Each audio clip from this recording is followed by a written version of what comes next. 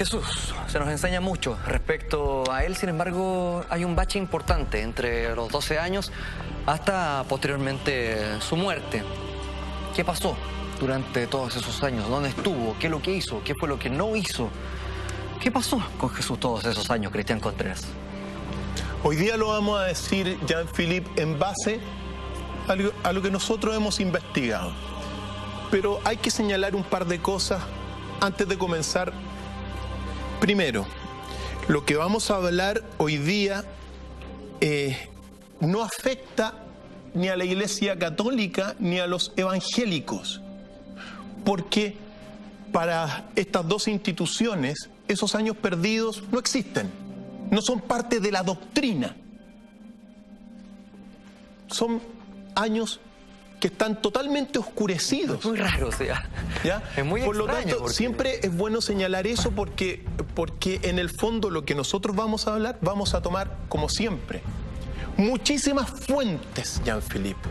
No solamente la Biblia para partir, sino que los evangelios gnósticos, las actas romanas, historiadores como Flavio Josefo, libros del conocimiento del Oriente, apócrifos, por ejemplo, como Juan y otros tantos, para ir tratando, no para ir tratando, sino para contar la historia de qué pasó entre los 13 años y los 30 años.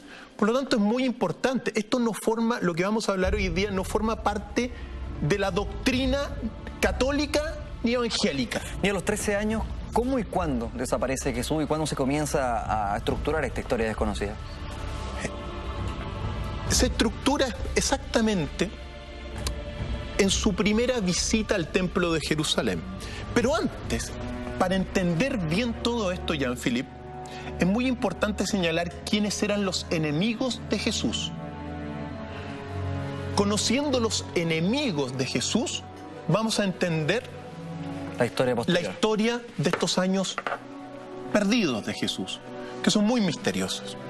Y hay que decir que Jesús tenía tres enemigos fundamentales. El primer enemigo era el diablo. El diablo, recordémoslo, es el gran imitador. Pero ese es su primer enemigo. Eso es fundamental para ir viendo contra quién va luchando este hombre profeta, y para muchos es Dios. El primer enemigo, por lo tanto, es el gran imitador, el diablo. El segundo enemigo de Jesús es el Imperio Romano. El Imperio Romano, que para aquel tiempo, recordemos, controlaba todo lo que es Judea, todo el Medio Oriente, con sus doctrinas politeístas y ultramaterialistas, porque ya en el año de Jesús, digamos en la época de Jesús, el Imperio Romano estaba sumergido en unas bacanales de placeres, materialismo, quizás representados por dos tremendos emperadores como fue Calígula y Nerón, que marcan más o menos el ambiente de ese imperio romano que había con ellos tocado la cima más alta y que ya estaba comenzando a decaer y que caería 500 años después. Y el tercer enemigo de Jesús es todos los doctores y sacerdotes judíos del Templo de Jerusalén. Es fundamental. Esos son los tres grandes enemigos. Los miembros de los sacerdotes del Templo de Jerusalén estaban de alguna forma coludidos con los romanos. Los romanos les permitían estar ahí de alguna forma, y también lo vamos a ir viendo, pero es muy importante para comprender estos años saber que esos son los tres grandes enemigos. ¿Quedaron claros, Jean-Philippe? Perfecto. Los tres grandes enemigos, ¿cómo se vinculan entonces con esa desaparición de Jesús a los 13 años? Entonces ahí nos vamos a ir metiendo. Teniendo eso claro, vámonos al episodio que ocurre a los 12 años, porque José y María de Nazaret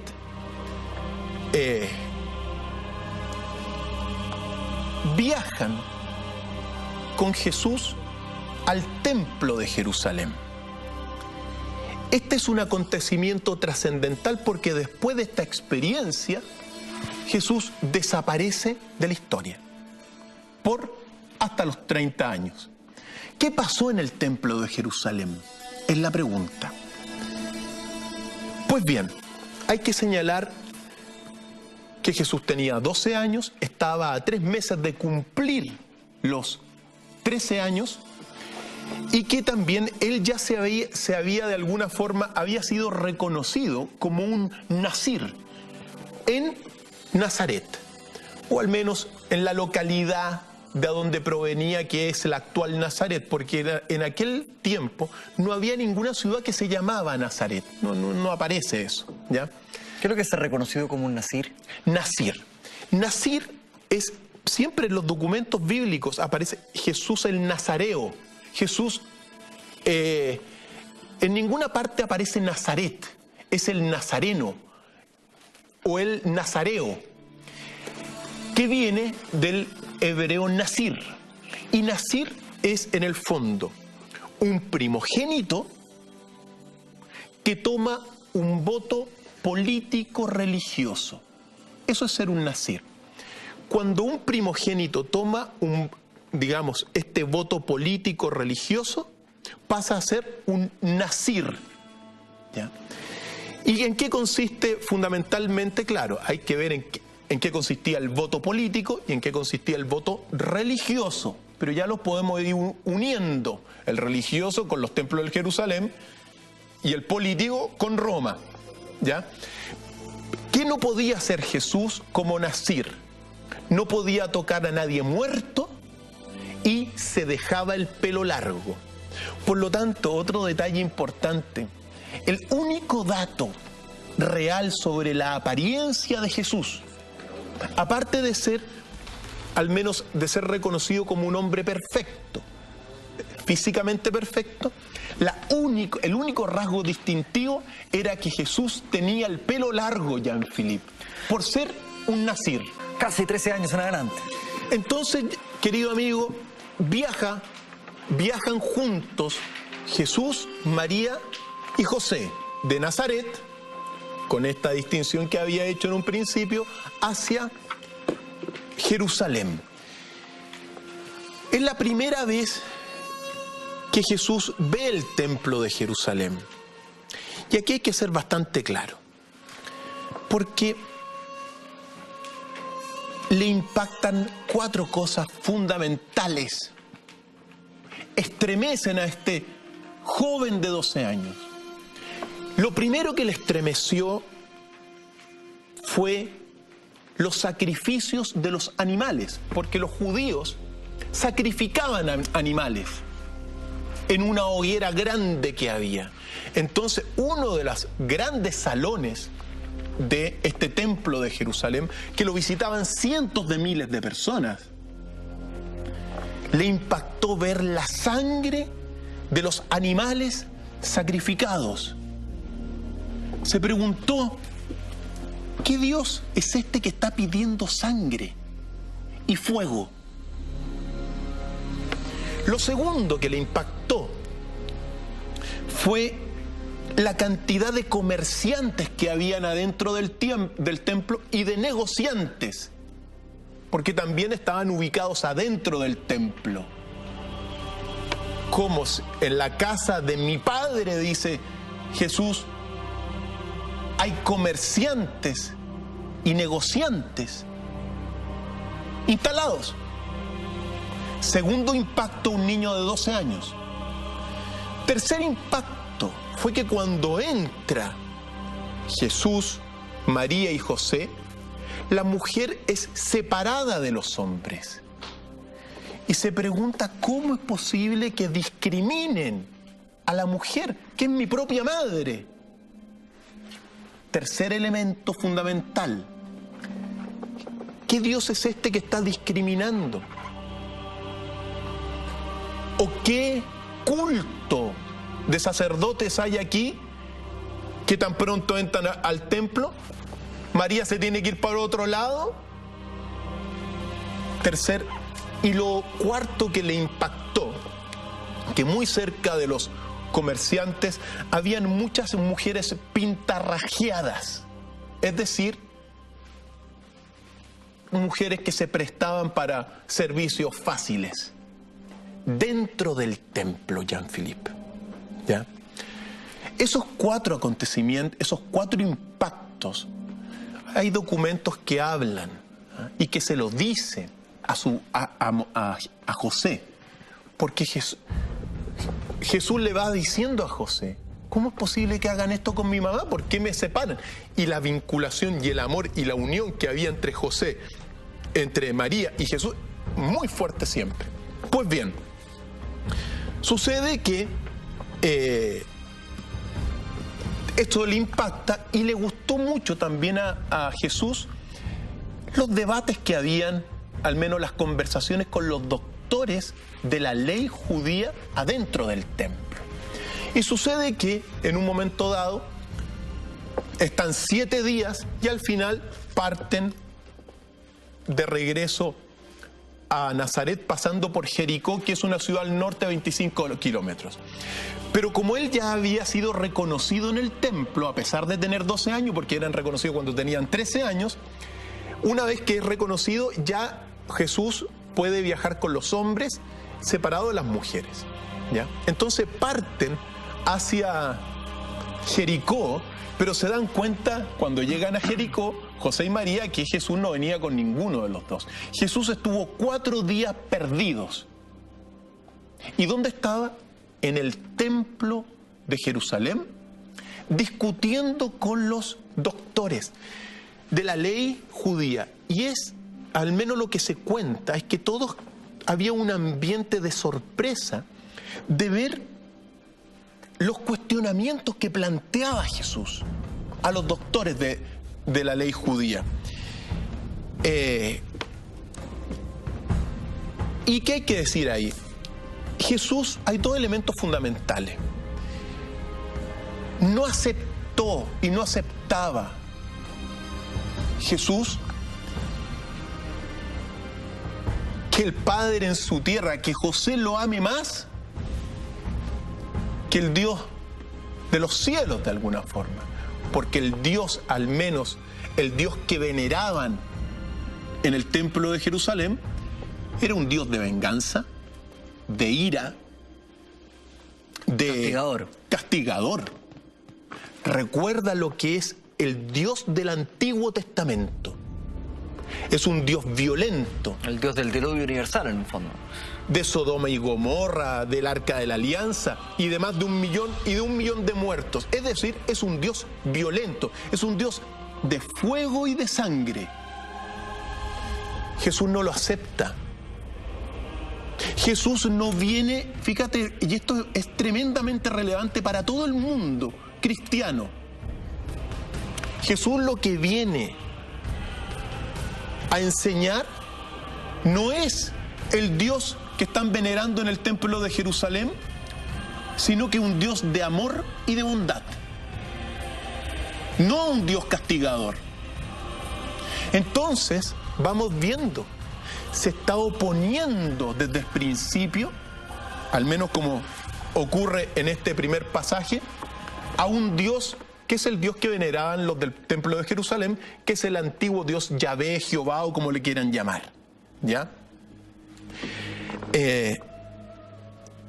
No podía comprender cómo este Dios del templo se complacía con la sangre de los animales. Todo esto en el marco de una discusión de un niño de 12 años claro, con los doctores, con los más avesados de la religión en ese momento. Efectivamente, Jean-Philippe. Entonces, le plantea al menos 4 o 5 preguntas a los doctores que son en el marco fundamental cuando llega José y María a encontrarlo. Pero les dice, si Dios ama a los hijos, ¿por qué permite tanta matanza de animales? Primera pregunta que se lo hacen los doctores, y los doctores, claro, se van sorprendiendo de que un niño de 12 años les dijese estas cosas. Pues bien, vuelvo a insistir en este punto. Aquí hay en el fondo, se plantea el mismo tema del gnosticismo que vivimos la semana pasada. Jesús, creyendo en un Padre celestial, supremo, cuya principal cualidad es el amor, y oponiéndose a un Dios castigador de sangre y de fuego, que en el fondo era el gran imitador. Esa es la gran lucha que tiene Jesús. Su gran misión en la tierra es decir, cuál es el significado verdadero del verdadero Dios. Pues bien, tan pronto se da cuenta de esto, de esta primera pregunta, ya niño, y después esta reflexión viene, Jesús se da cuenta primero que no es el profeta, estando en el templo, niño, y después también se da cuenta que no es el profeta de los judíos, sino que es un profeta universal. Los judíos veneran a este Dios de guerra de aquel tiempo, y él venera a otro Dios.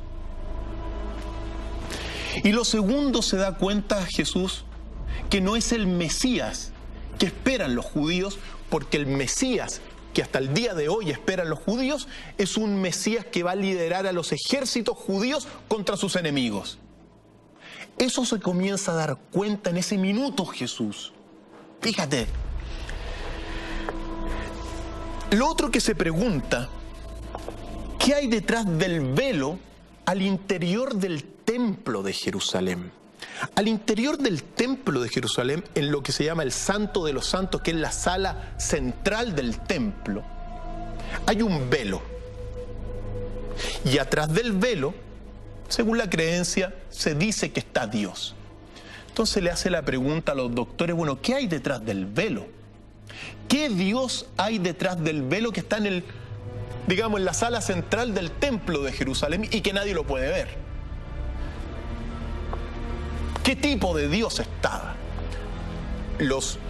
Al menos discute con ellos eso, y se va dando cuenta que este Dios que veneran los judíos de aquel tiempo no es el Dios que él intuye en su corazón fundamental. No es su padre. No es su padre.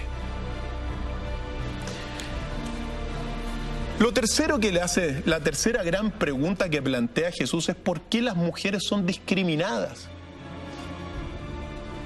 ¿Qué nos lleva a los sacerdotes del templo de Jerusalén a discriminar a la mujer?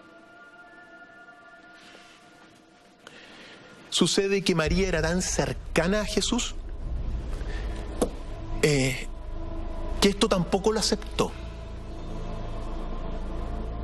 Jesús desde el principio no acepta la discriminación de la mujer. Y esto es tremendamente importante ¿para qué? Para toda la historia, de alguna forma, que hemos reconstruido del Santo Grial, de la enseñanza también de Jesús con las mujeres, pero Jesús no acepta la discriminación de la mujer. Y lo cuarto es que si el templo es la casa del Padre de Jesús, ¿no resulta incongruente tener comerciantes y negociantes? De alguna forma, lo que uno ve, Jean-Philippe, es que, y aquí se plantea también, claro, Jesús a los 12 años se da cuenta que la jerarquía de sacerdotes del templo de Jerusalén está corrupta. Está corrupta porque metieron negocios, plata, la banca adentro del templo. Eso le molesta a Jesús en un episodio posterior también, ¿no? Cuando ya está más grande, que va botando todos los lugares donde estaban instalados la gente que estaba comerciando fuera del templo. Claro, por supuesto que sí. Por supuesto. Estoy perdido la fecha, sí, parece que es después, ¿no? Es cuando Por ya está más grande después. que vota... Sí, pues. Es que después ¿qué es lo que sucede en ese minuto? Y el quinto cuestionamiento que plantea es respecto del Mesías. Se pregunta él y le pregunta, ¿será el Mesías que espera el pueblo judío un príncipe guerrero que va a heredar todo lo que hizo el rey David? ¿O en realidad el Mesías del pueblo judío es un Mesías que viene a entregar un mensaje espiritual? Grandes 5 temas que se plantea y que cuando llega Jesús, cuando llega José y María, lo encuentran y todos recordamos que José queda en silencio y María le dijo, hijo mío, ¿por qué nos has tratado así? Porque de alguna forma pensaron que lo había abandonado Jesús, ¿ya? Estuvieron 4 días perdidos. ¿Qué te llevó a que nos abandonaras?, le pregunta María, cuando ingresa y ve a todos estos doctores conversando con Jesús. Los doctores se sorprenden y Jesús responde, ¿no os imaginabais que me encontraríais en la casa de mi Padre? Puesto que ha llegado para mí el momento de ocuparme de los asuntos de mi Padre. Es decir, ahí ya manifiesta Jesús su doble naturaleza. Claro, y comienza a tener conciencia de el por qué está aquí en el fondo. Y plena conciencia y lo manifiesta. Pero para distender las cosas, porque todos quedaron un poco estupefactos con la respuesta de Jesús, le dijo, vamos, Padre mío, nuestro Padre que está en los cielos ha ordenado estas cosas, vamos a casa. Y junto a José y María, Jesús sale del templo de Jerusalén, sube al Oliveto o al Monte de los Olivos y dice, mirando el templo de Jerusalén, lo siguiente: oh Jerusalén, cuán esclavizados estáis, pero yo volveré para purificar el templo y para liberar a mi pueblo de la esclavitud. Dos de sus grandes enemigos. Purificar el templo. ¿De qué lo va a purificar? ¿Lo va a purificar de un Dios falso? ¿Lo va a purificar del Dios apóstata? ¿Es el verdadero Dios, este Dios que castiga y que pide sangre y fuego? Y por otro lado, va a liberar a su pueblo del yugo de los romanos, su segundo enemigo. ¿Ok? Dicho estas palabras, vuelven a Jerusalén, a Nazaret, y comienza un manto oscuro sobre la vida de uno de las figuras más importantes en la historia de la cultura occidental. ¿Qué sucedió, Jean-Philippe? Pues bien, comencemos. Ahora comenzamos de alguna forma detrás de esta introducción. Pero era necesaria la introducción para poder entender finalmente qué es lo que pasa durante todos estos años. Efectivamente, Jean-Philippe.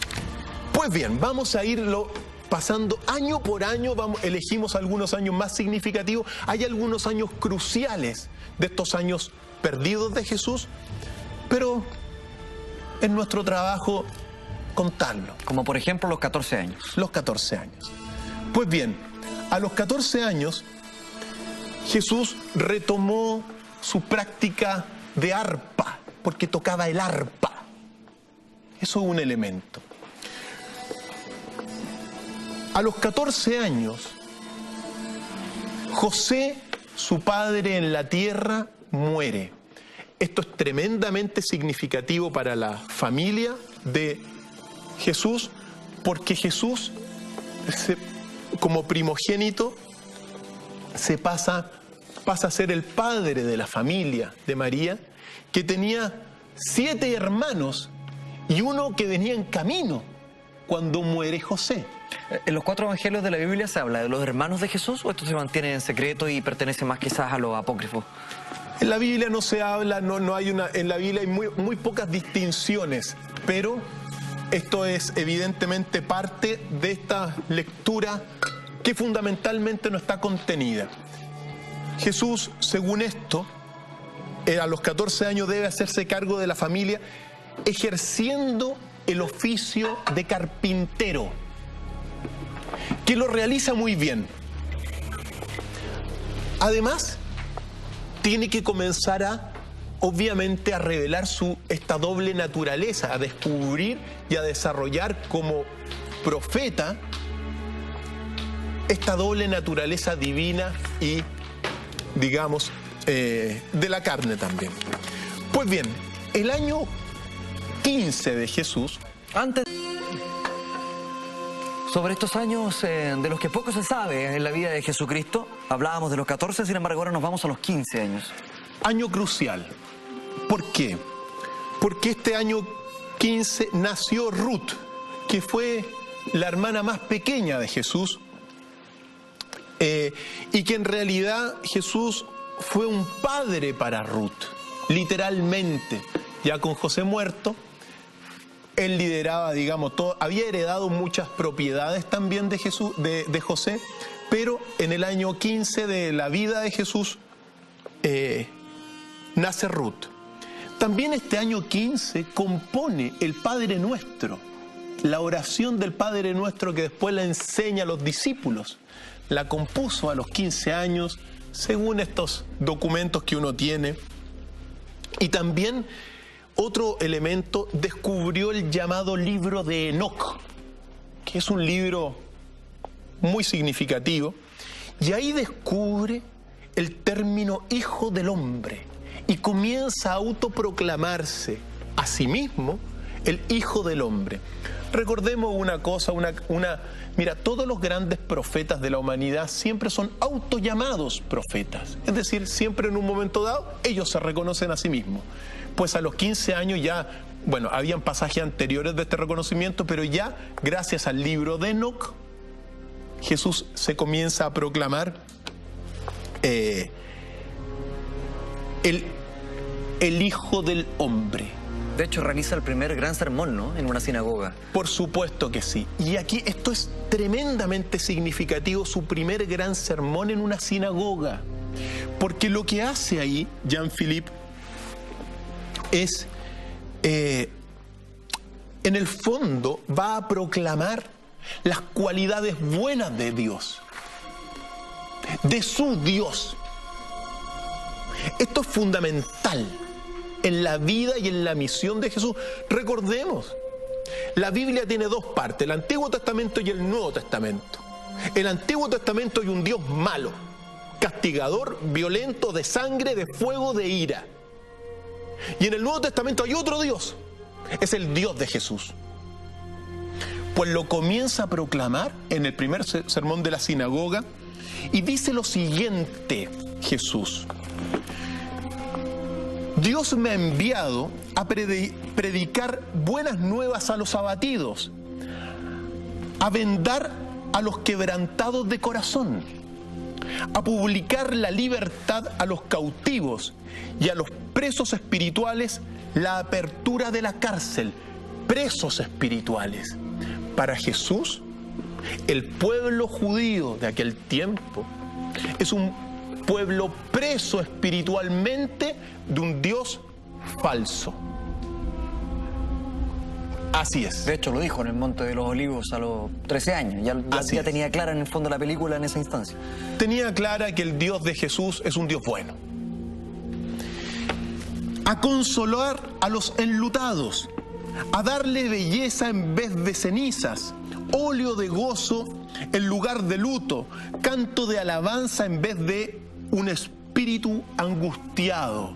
Esas son parte del primer sermón de Jesús a los 15 años, Jean-Philippe, donde va manifestando esto que es trascendental en la historia del cristianismo. Uno no puede decir que el Dios de la Biblia es el mismo Dios. Hay dos dioses en la Biblia. Y lo que vino a enseñar Jesús es el Dios bueno. Conoce a Herodes también, a los 15 años. Efectivamente, ¿qué es lo que sucede?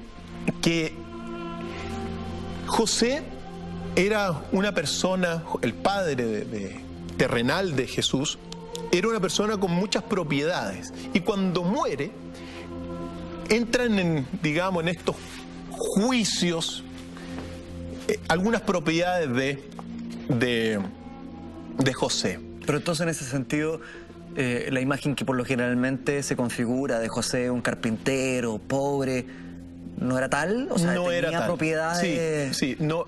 Lo que pasa es que el oficio de carpintero, uno tiene que darse cuenta de lo que era ser carpintero en aquel tiempo. Era un oficio valorado. Tremendamente valorado. Y Jesús y María venían de familias bastante acomodadas para la época.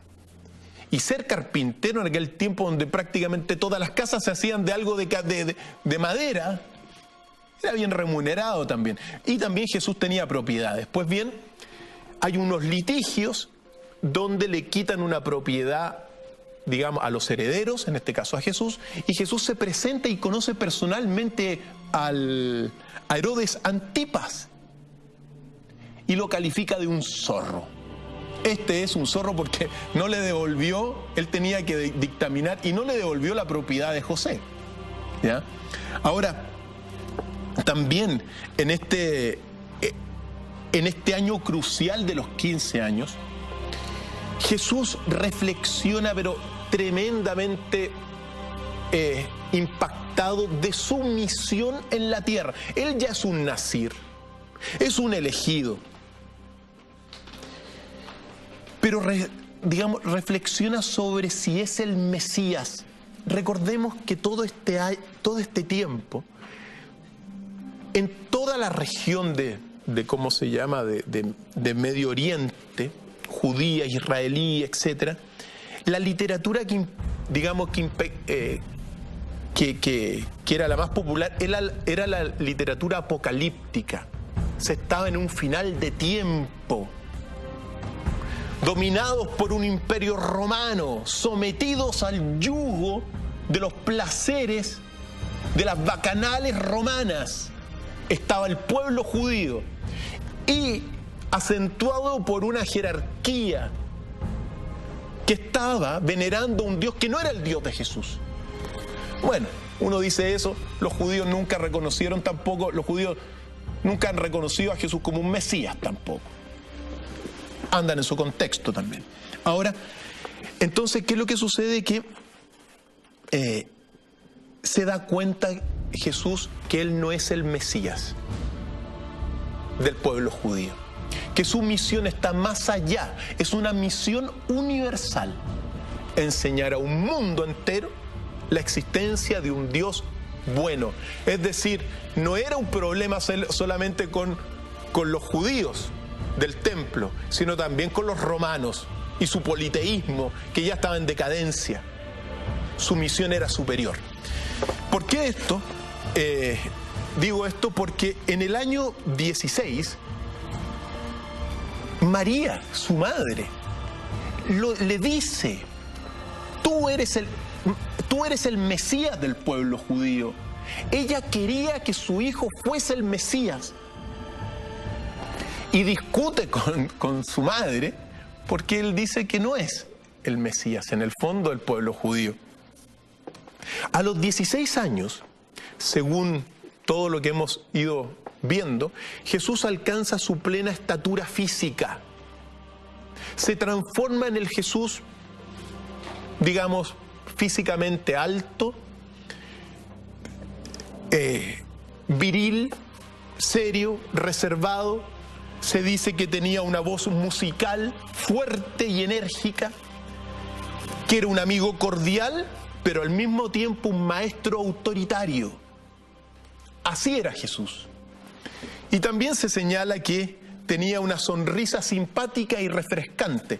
Nunca hay que olvidar esos pasajes porque es en el momento donde Jesús físicamente, digamos, logra su plenitud.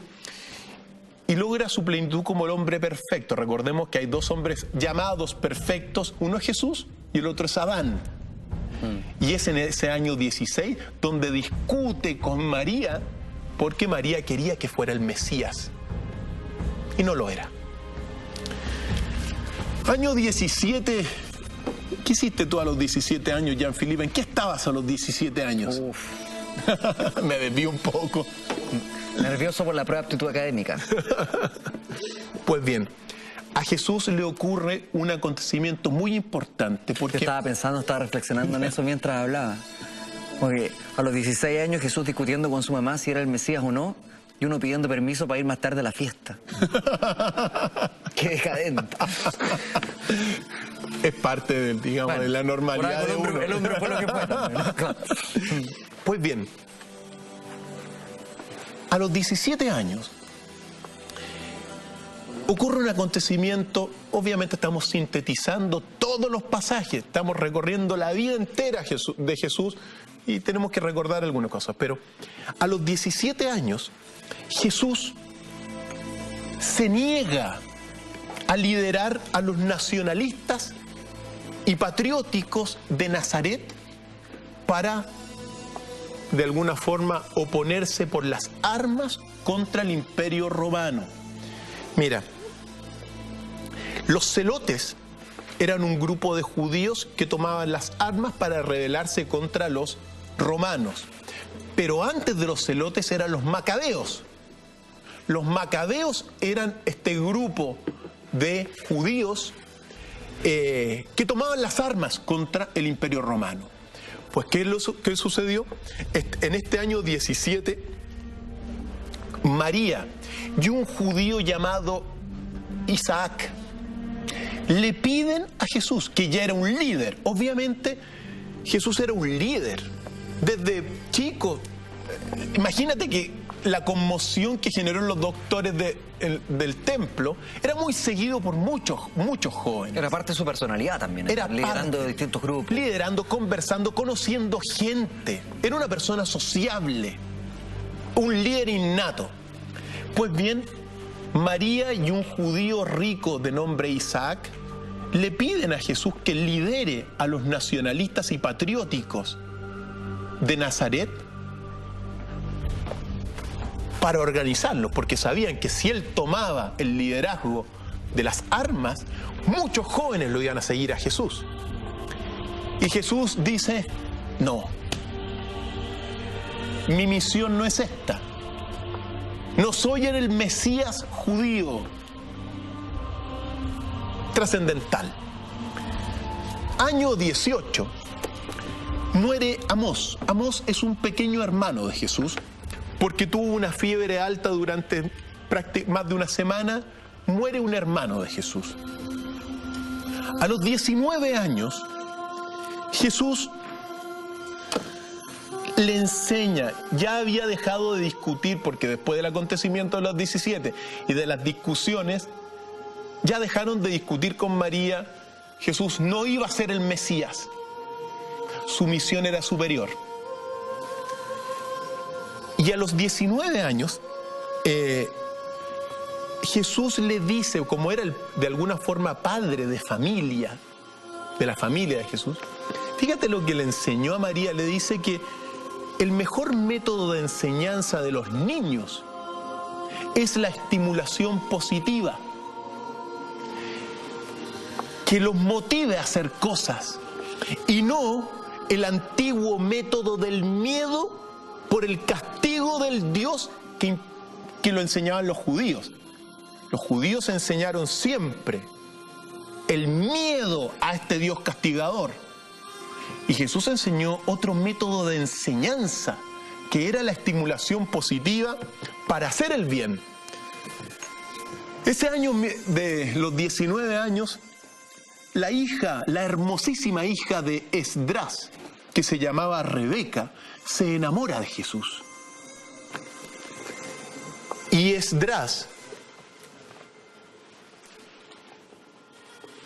se manifiesta a Jesús y le dice que le gustaría que se casaran. Y Jesús conversa con Esdras, padre de Rebeca, y después dice Esdras: estamos frente a un hombre muy noble como para que sea parte de nuestra familia. Es decir, Jesús le explica diplomáticamente, se ve muy honrado, pero que su misión no va por casarse con Rebeca a los 19 años. Otro pasaje. Entramos a los años 20, año crucial. Así como los 15 fue año crucial, el año 20 fue un año crucial en la vida de Jesús. Cabe destacar a los 20 años de Jesucristo, para dejarlo Sí. claro.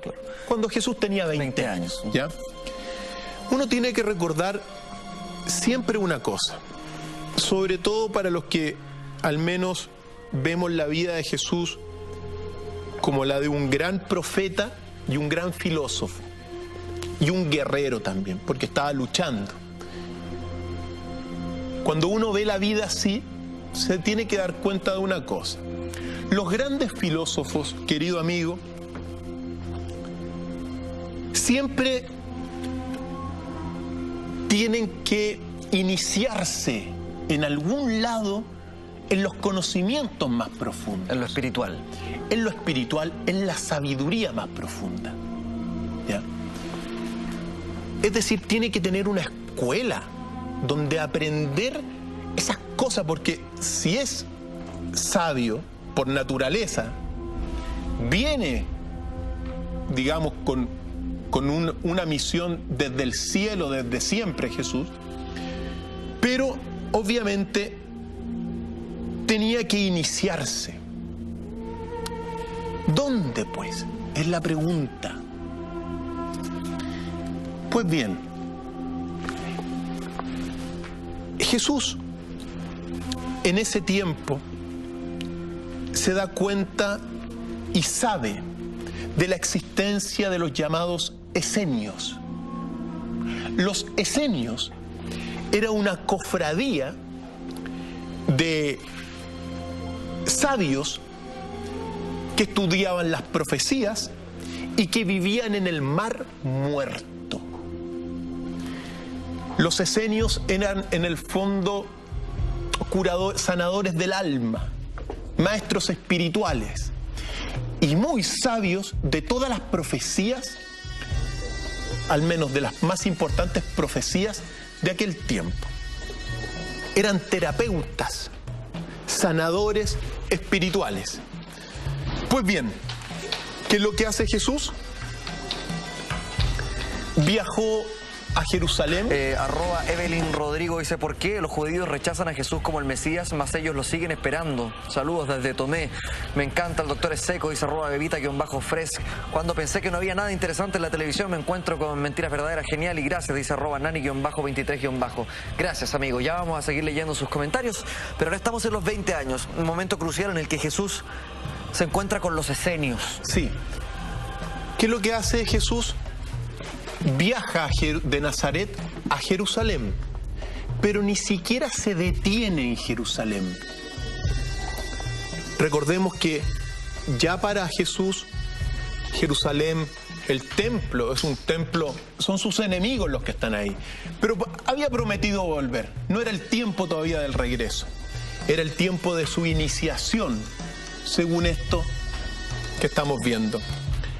Pues bien, viaja, visita, por cierto, en Betania, visita a Lázaro e inmediatamente viaja al Mar Muerto. El Mar Muerto de Jerusalén está a 25 kilómetros y visita la desembocadura del río Jordán con el Mar Muerto y después viaja hacia el sur del Mar Muerto, donde hay una ciudad que se llama En-Gadi, la ciudad de los esenios.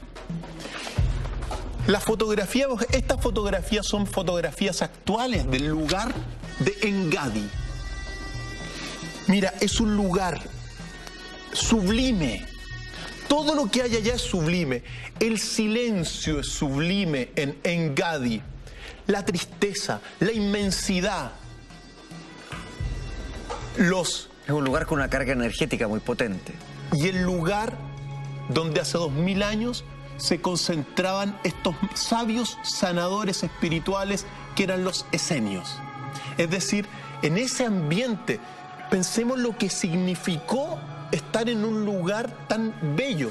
E incluso los esenios estaban, digamos, sus casas estaban en un lugar donde había un acantilado de 300 metros hacia abajo.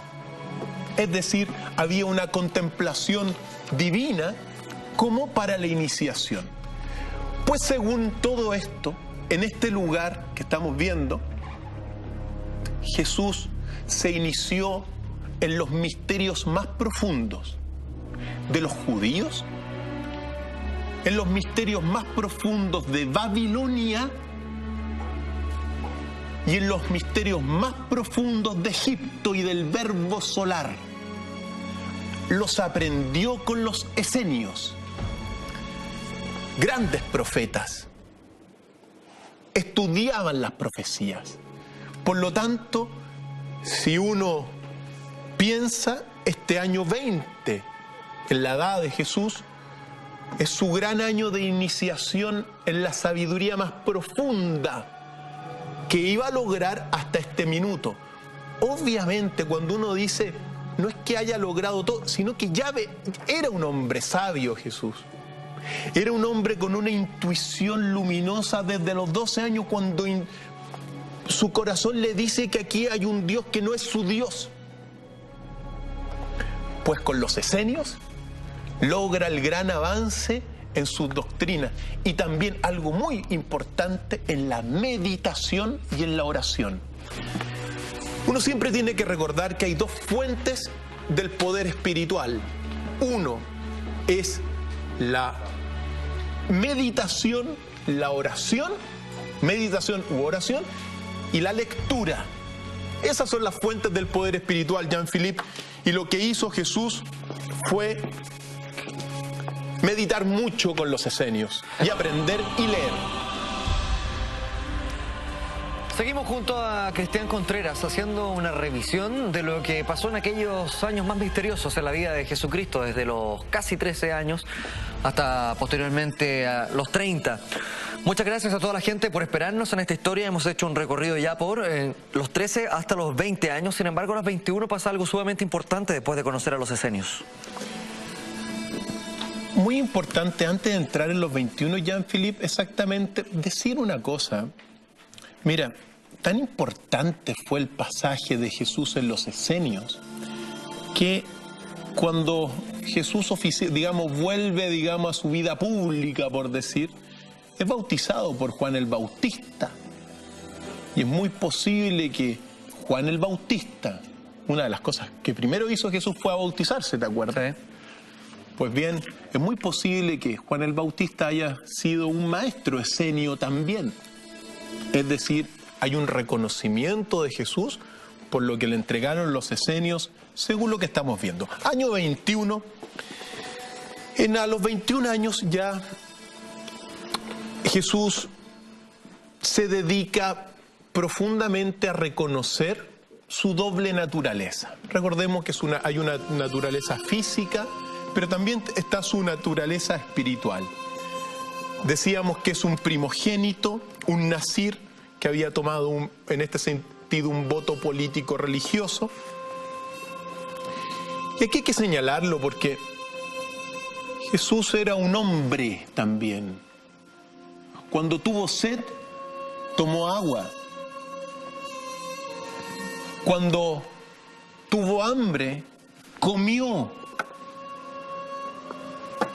Es decir, fue un hombre de carne y hueso, con las necesidades de un hombre de carne y hueso. Pero por otro lado, a los 21 años también se le manifiesta y comienza a tener declaraciones fundamentales. Como por ejemplo, se declaró y dijo: yo soy el alfa y el omega, el principio y el fin, el primero y el último. Esas declaraciones ya son sus declaraciones de naturaleza divina, como antes se había reconocido como el Hijo del Hombre gracias al libro de Enoc. Ya decir el alfa y el omega, en el fondo reconocer su naturaleza divina, que se va adquiriendo paulatinamente en la maduración también de los años. Año 22. En el año 22, Jesús se traslada por un tiempo a Séforis o Sífori, que es una ciudad a unos cuantos kilómetros al norte de Nazaret. Y ahí aprende a ser herrero. Por lo tanto, también cultivó el trabajo de herrero. Vale la pena mencionar estos pequeños pasajes. En el año 23 se trasladó a la ciudad de Damasco y pasa a ser durante bastante tiempo huésped de un rico mercader judío que quería instalar en la ciudad de Damasco una escuela de filosofía. Y le dice a Jesús: sé tú, instálala tú con mi apoyo, con todo mi apoyo económico, instala una escuela de filosofía. Este pasaje por Damasco es muy importante porque Jesús se le recuerda muchas veces como un gran maestro de la ciudad de Damasco. Incluso en Roma después lo llaman el maestro de la ciudad de Damasco por este pasaje que tuvo a los 23 años. Año crucial, nos vamos a saltar unos y nos vamos a ir al año 25 en la vida de Jesús. Recordemos también una cosa, porque cuando uno dice años, obviamente es un marco de referencia. Pues bien, entre los 23 y los 27, 28 años, por eso lo pusimos a los 25, Jesús realiza su primer gran viaje según las tradiciones ocultas que estamos conociendo. Según esto, su tío José de Arimatea lo llama. José de Arimatea era un gran mercader también, y era un mercader de estaño. Y le dice: ven conmigo a este viaje. Y según esto, Jesús de Nazaret junto a José de Arimatea toman barco y se dirigen a las Islas Británicas por barco. Llegan, según esto, al condado de Somerset, y cerca del lugar donde posteriormente se construiría la abadía de Glastonbury, se cuenta que Jesús con su tío José de Arimatea levantaron una casa para vivir un tiempo ahí. Es decir, viaje a las Islas Británicas. Se cuenta también que cerca de Cornwall, que es todo el condado, hay un lugar que se llama el Pozo de Jesús hasta el día de hoy. Y es muy probable también que haya visitado con José de Arimatea Stonehenge. Es decir, Jesús en este viaje con José de Arimatea aprendió todo lo que eran las tradiciones druidas y celtas. Y si uno las sintetiza, por ejemplo, estas tradiciones, dentro de un mundo politeísta, los celtas, los druidas, eran bastante monoteístas. Creían, por ejemplo, en un dios, la misma doctrina que Jesús. Enseñaban los druidas a ser justos con los hombres. Enseñaban los druidas a que tú podías viajar por todos lados del mundo, pero tenías que morir en tu país Ahí quiero detenerme porque quiero entender mejor la relación entre las enseñanzas de Jesús y los druidas y los celtas. Estamos en el fondo en el viaje que supuestamente hizo Jesús a través del mar con su tío José de Arimatea a las Islas Británicas, donde aprendió mucho del druismo y de los celtas. Para muchos, los druidas son un anticipo del cristianismo de Jesús. Eran en gran medida monoteístas, creían en un Dios. Dentro de una multiplicidad ellos creían en un Dios, porque recordemos que estamos en un mundo politeísta. También creían, por ejemplo, en que había que ser justo con los hombres. Otra creencia del druismo antiguo era que había una trinidad también. Otra cosa, que las personas podían viajar, pero tenían que morir en su tierra. De alguna forma, para muchos, este viaje, de alguna forma, de José de Arimatea con Jesús a las Islas Británicas, al condado de Somerset, donde conoció Stonehenge y donde construyó una casa cerca de las ruinas de Glastonbury, es fundamental porque se conecta también después con el Santo Grial y con el supuesto viaje de su dinastía, precisamente hasta Glastonbury. Pues bien, pasemos al año 27. Porque en el año 27, después de haber regresado, Jesús se da cuenta que de alguna forma tiene que emprender viajes aún más importantes en su vida. Se da cuenta que el mundo, o sea, ya con los conocimientos que tenía de los misterios judíos, de los misterios de Babilonia, de los misterios egipcios, de los misterios de los druidas y de la sabiduría que él iba acumulando,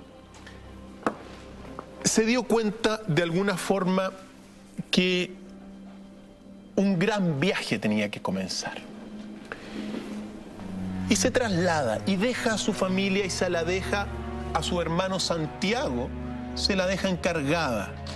Santiago va a ser el que de alguna forma, en gran medida, que ya lo había hecho, pero que de alguna forma va a tomar el liderazgo de la familia de Jesús ya a los 27 años de Jesús.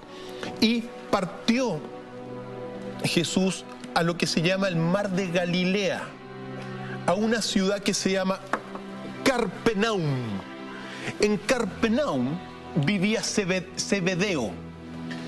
Zebedeo era un amigo de su padre, de José, y él ahí trabajó un tiempo, prácticamente se cuenta que un año, construyendo barcos.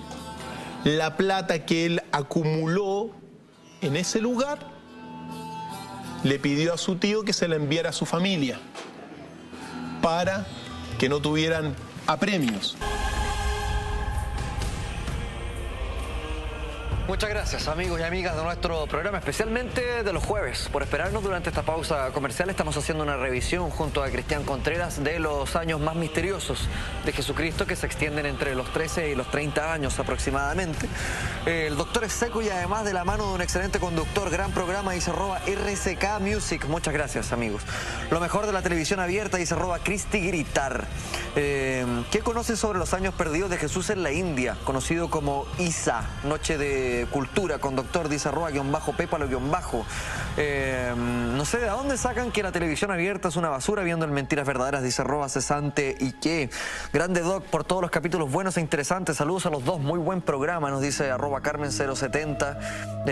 Y así, mucha gente está participando, Cristian, y eso no nos cansamos de agradecerlo. Siempre ustedes son parte fundamental de esta discusión, de esta entrega que hacemos los días jueves. Cristian, estamos en la época del viaje prolongado hasta que llega Jesús a una zona llamada Carpenaum.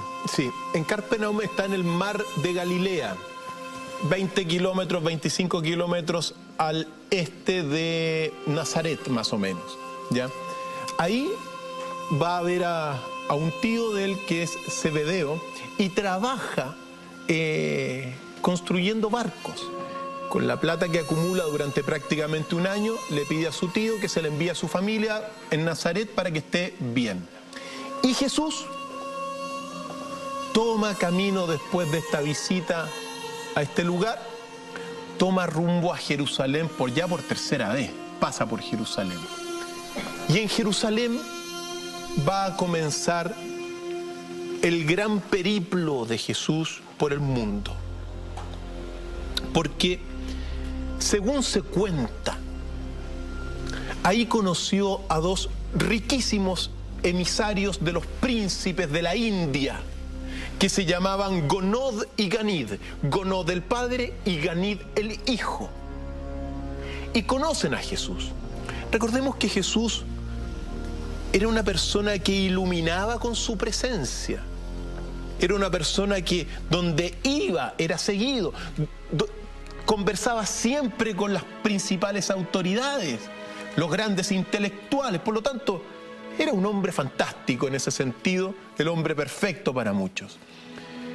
En Jerusalén está 2 meses, conoce a estos grandes emisarios de los príncipes de la India, quienes le piden que participe como intérprete y tutor judío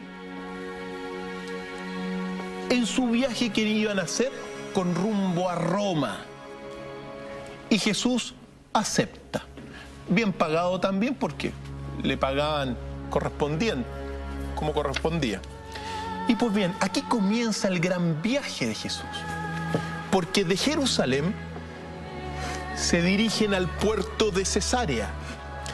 Ya en el puerto de Cesarea, que es en la costa mediterránea, digamos, frente al actual Israel, ya se van haciendo muy amigos de Ganid, Jesús y Ganid.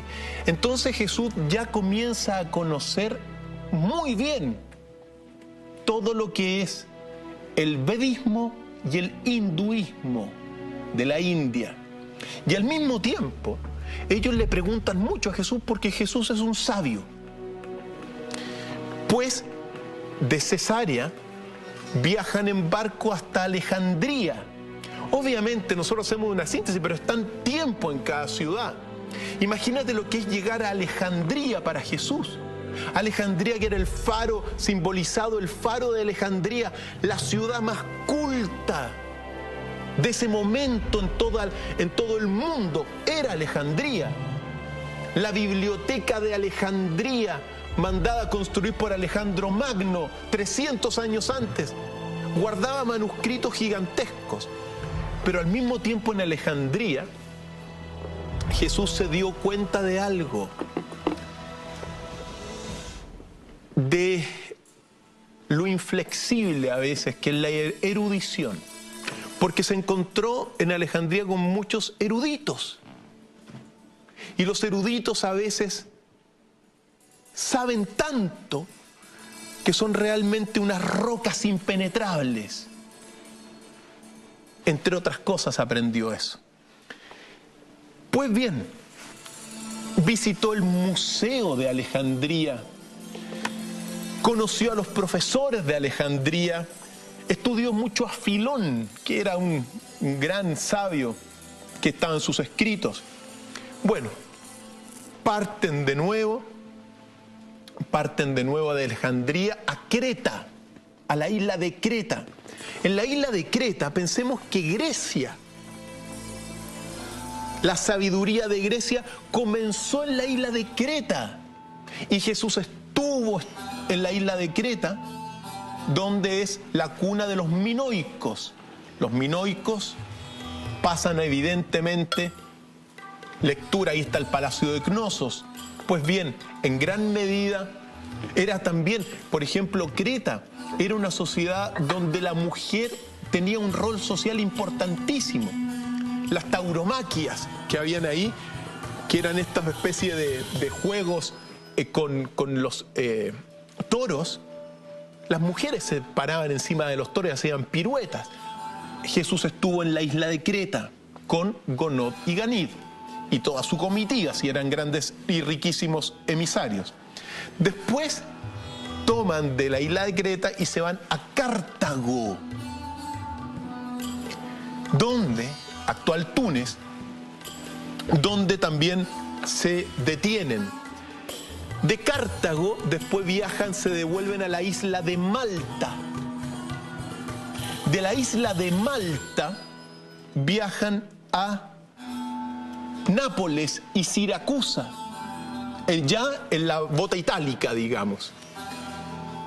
Y de ese lugar toman camino por Capua hacia Roma, donde llega finalmente Jesús, Gonod y Ganid. En Roma, Jesús estuvo harto tiempo en Roma, y Jesús, mira, los pasajes de mayores conversaciones con grandes intelectuales y los grandes sabios romanos las tuvo Jesús. Incluso quedó dando vuelta el nombre del maestro de Damasco, porque de alguna forma Jesús algo había hecho importante en Damasco. Y por donde pasaba iba también recabando toda la información, los estudios de esos mismos lugares, la filosofía, las religiones. Por supuesto que sí. Pues como te dije, en Roma, que es el lugar donde más tiempo están de todos estos lugares, conoce a muchísimos intelectuales. Pues bien, después de este pasaje se dirigen a Tarento, de Tarento a Corinto, y llegan a Atenas, capital del mundo griego, por decirlo de alguna forma. Imagínate lo que es conocer también toda la filosofía, digamos, de la escuela de Atenas, de aquel tiempo, que si bien es cierto, ya no era lo que fue en los periodos de Aristóteles, Platón y Sócrates y otros tantos, pero bueno, Atenas siempre va a ser un lugar fundamental en toda la historia, pues según esto Jesús estuvo ahí. Después se dirigió a Éfeso.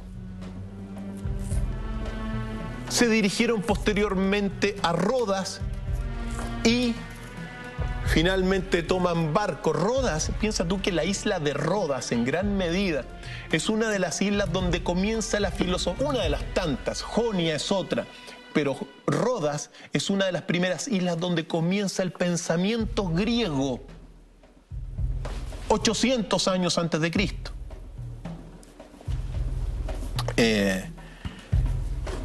Después viajan a la isla de Chipre, y en la isla de Chipre tienen de alguna forma, se cuenta que se tomaron un buen descanso en la isla de Chipre porque es una isla maravillosa. De Chipre viajaron de vuelta ya hacia Antioquía, lo que vendría a ser la actual Alejandreta, ya en Siria. Se dirigen a Sidón posteriormente y vuelven a Damasco, o más bien dicho, Jesús vuelve a Damasco. De Damasco toman ruta hacia Babilonia, ya en Mesopotamia. De Babilonia viajan hacia Mesopotamia, aquí está Babilonia. Imagínate la herencia de Babilonia. Pues de Babilonia viajan al sur a la ciudad de Ur. Abraham vino de la ciudad de Ur. Esa es la ciudad fundamental del profeta Abraham, que es el profeta de los judíos. Por lo tanto, Jesús viaja a la ciudad fundamental del profeta de los judíos, que es Abraham, y es la ciudad de Ur. Pues bien, después cruzan los montes Sagros y se hospedan en la ciudad de Susa. Susa está ya en el actual Irán.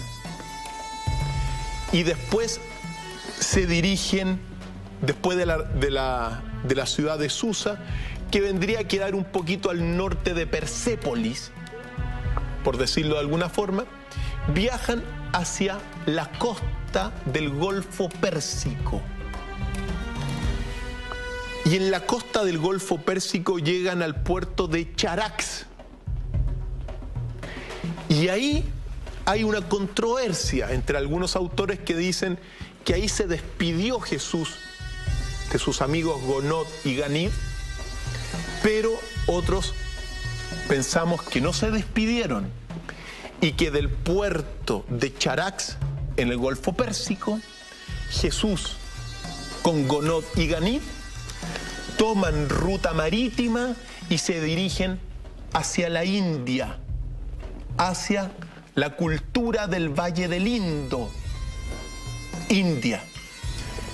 Por lo tanto, Jesús llega por barco en esta versión hacia la India y conoció ahí la cultura madre. Cuando hablo de cultura madre, el origen de la primera gran cultura creada por el profeta Krishna es la India.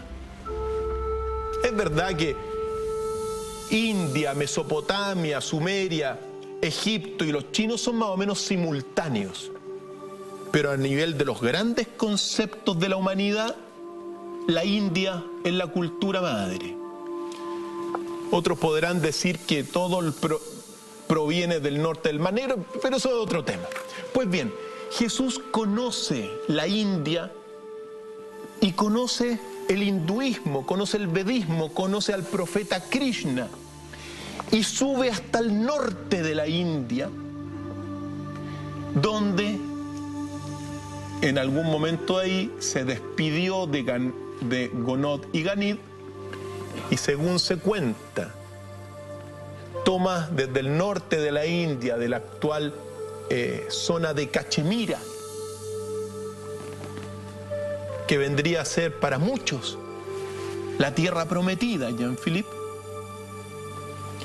Toma camino por toda la ruta de la seda de regreso a la ciudad de Nazaret. Por lo tanto, cuando uno ve todos estos viajes de Jesús, uno puede decir entonces que Jesús era un sabio filósofo, que aprendió no solamente las tradiciones de los misterios judíos, de Babilonia, Egipto también, sino que también todas las tradiciones helénicas, romanas, griegas, pero también gracias a este conocimiento con sus amigos emisarios, que ellos también le enseñaron y aprendió el cinismo, el janaísmo, el vedismo, el hinduismo, el zoroastrismo, el taoísmo, el sintoísmo, el confucianismo. Por lo tanto, después de este viaje que duró por lo menos un par de años, Jesús finalmente regresa a Nazaret con su doctrina, que es un verdadero sincretismo, y la enseña y vuelve a la vida de alguna forma, a esta vida perdida de estos viajes que hemos conocido.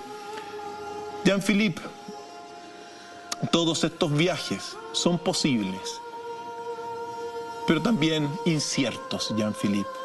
El esfuerzo de nosotros ha sido tomar todas las tradiciones que no están contempladas por la Iglesia ni por los evangélicos y tratar de resumirlas para un poco darnos cuenta de lo que significó, digamos, quizá los años fundamentales en todo lo que fue la conformación de una de las filosofías más importantes de todos los tiempos, como fue la filosofía de Jesús. Cristian, solo para despejar la duda, porque las redes sociales, según lo que estaba leyendo en comerciales fundamentalmente, había gente que deslizaba esta teoría de que Jesucristo pudo eventualmente haber viajado a Sudamérica. Mira, eso tiene que ver con unas tradiciones de los mormones. Pero es verdad que hay algo de eso. No lo podría descartar completamente porque están en algunas tradiciones mormonas. Posible, pero incierto, Jean-Philippe. También es objeto de investigación durante todo ese periodo de tiempo. Sí, y también recordemos una cosa, sobre la vida de Jesús, hay más o menos 80 fuentes que hablan de la vida de Jesús, pero hay poco dato concreto. Claro, es imprecisamente objetiva la vida de Jesús. Es algo que cuesta reconstruirla y que está fundamentalmente en el ámbito de la fe. Uno de los pocos historiadores que escribió sobre Jesús fue Flavio Josefo en el siglo I. Y dice, él escribiendo, ponte tú, en el año 100, dato histórico, dice, mira, dicen que en el año 60 hay una persona que dice que existió una persona llamada Jesús en el año 30. Así de impreciso en la vida de Jesús. Pero al mismo tiempo, uno tiene que señalar que todos estos viajes le permitieron a él, de alguna forma, conformar dentro de un sincretismo filosófico una doctrina que se enseña hasta el día de hoy y que tiene muchos más matices de los que uno durante 2000 años ha aprendido, Jean-Philippe. Quizás una de las grandes lecciones que nos deja toda esta exposición que has hecho, Cristian, es que si usted tiene entre 20 y 30 años y puede hacerlo, viaje, aprenda, absorba distintas culturas. El aprendizaje yo creo que pasa por ahí. Después ya nos pilla la máquina y estamos matando el lunes a viernes nomás. Nos va pillando esa máquina constantemente. Hay que aprovechar la vida para, si uno tiene la posibilidad, viajar. Y aprovecharla en el sentido también de como, porque cuando a veces uno viaja y se da cuenta, por ejemplo, que está al lado de grandes monumentos, de grandes bibliotecas, y se dedica solamente de cosas a veces que no son las más relevantes, pierde los viajes, Jean-Philippe. Sí, es verdad. Pierde los viajes. Pero Jesús es una demostración y una prueba de que su doctrina tiene de mucho. La pureza de la doctrina de todos los grandes profetas es el sincretismo, Jean-Philippe. Es decir, tomar lo mejor de cada doctrina para conformar su creencia. Eso es lo que hizo Jesús. Y en gran medida, gracias a estos viajes y también gracias a su propio aprendizaje. Gracias a su, él era un enviado, un puente entre Dios y el hombre. Eso es Cristo, Jesucristo. Cristo es el ungido, qué sé yo, pero es puente. Es decir, es un enviado por la divinidad. Esa concepción yo creo que es fundamental en todos los aspectos de la vida, ¿eh? Incluso desde el punto de vista político también, recoger distintas enseñanzas, distintos elementos, distintos escritos, distintos postulados para tú finalmente estructurar tu propia opinión. Siento que muchas veces caemos en fundamentalismos que nos dicen que esto es lo que se debe hacer, que así funciona este partido, que así funciona este movimiento, y la gran gracia de todos está en descubrir, rescatar de todo un poquito para hacer una propia opinión, ¿no? Así es lo que ocurre, pero recordemos también, Jean-Philippe, que para Jesús,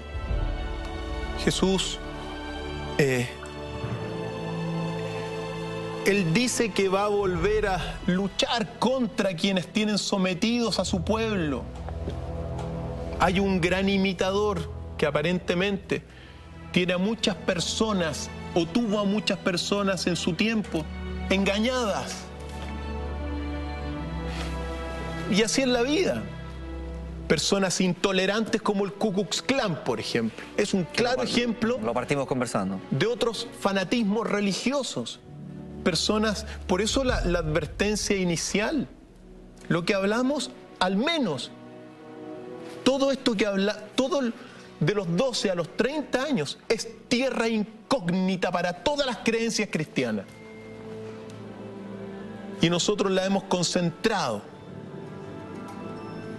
Porque nadie se refiere a eso. Por lo tanto, no le hace mal a nadie. Pero ahí vienen los fanáticos, los intolerantes. Es parte del mundo que se está y que los tuvo Jesús. Es parte de un mundo que que no va con los nuevos tiempos, pero que siempre ha sido así. Hay una lucha importante. Jesús vino a demostrar que, según esto, la existencia de un Dios bueno. Denuncia un Dios, implícitamente denuncia un Dios que no es de él. E instala otra idea de Dios. Y instala otra doctrina. E instala otra filosofía. La filosofía del amor. Así de simple. En vez del ojo por ojo, diente por diente del Antiguo Testamento, Jesús dice: pon tu otra mejilla. ¿A quién se le ocurre eso? Son tradiciones, por cierto, que están en las tablillas sumerias.